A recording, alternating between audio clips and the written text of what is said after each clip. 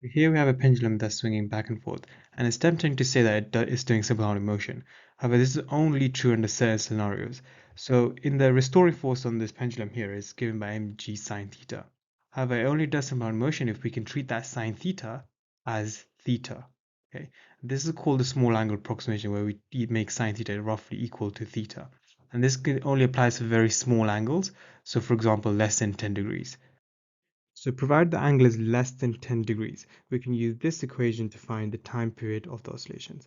Time period is measured in seconds. That's equal to 2 pi and then square root of length, here measured in meters. Now the length is measured from the point where it's attached all the way to the center of mass.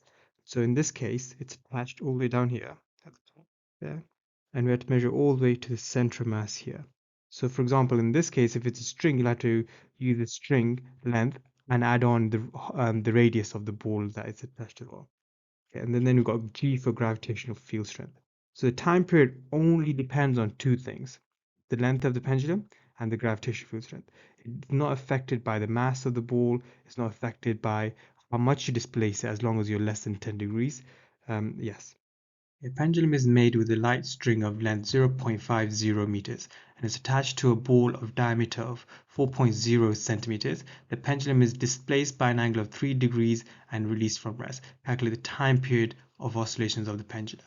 Okay, so the 3 degrees here, it's just to show that it's meeting the small angle approximation. So it's less than 10 degrees, so it's going to do synchronic motion.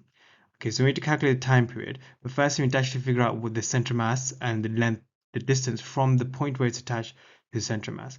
So the length of the string is 0.50 meters, and then we're going to have to take the radius of the ball. So that's 2 centimeters. So that's 0.02 meters. So the total length is 0.52 meters. Then we can use the equation for time period of a pendulum like this. We can put the numbers in. We've got the length, and then G, we're going to assume it's on the surface of the Earth, and that gives us a time period of 1.4 seconds. Okay, in part B of the question here, we've got the same pendulum, except now it's been displaced by 6 degrees instead of 3 degrees. Again, it's still released from reservoir. State the new time period of the oscillation, then explain your answer. So it turns out the time period is not going to be changed. It's going to be the same as before, 1.4 seconds. That's because amplitude doesn't affect the time period. We need to explain why.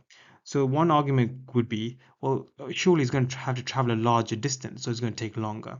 So that's what a lot of people think would happen. However, you need to keep in mind that the force is actually bigger, twice as big, if you displace it by twice as much. So if the force is twice as big, then the acceleration is also twice as big.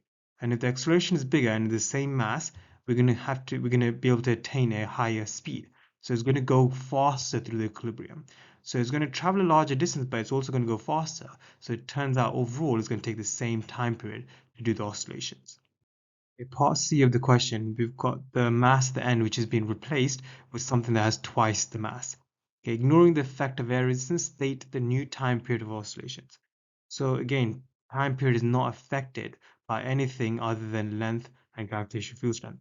The mass has no effect, so the time period is going to be the same. So why is this? So how does the mass affect the system? So the restoring force is mg sine theta, and that's going to be twice as big now because it's got twice the mass. However, that a bigger mass has more inertia, meaning in the equation F equals ma, if the mass is bigger, then for the same force, we're going to have a smaller acceleration.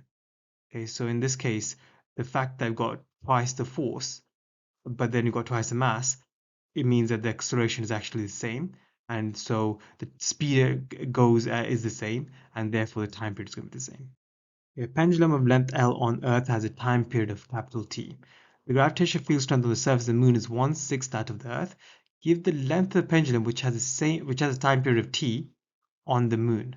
Because the time period for a pendulum is given by this equation. On the moon, the gravitational field strength is a sixth, and we're being asked what's going to give the same time period as on the what length is going to give the same time period as on Earth. So in this case, basically what we want is the 6 at the bottom being cancelled out. So the length would have to be a sixth because a sixth divided by a sixth would cancel out.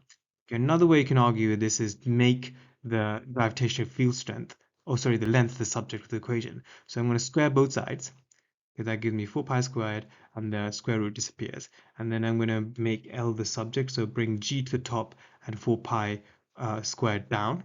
Okay, so the g we know is going to be a sixth on the moon, but the time squared we want that to be the same, and 4 pi squared, well, those are constants.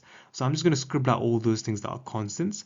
So you can see gravitational field strength is directly proportional to length, so the length has to be a sixth as well.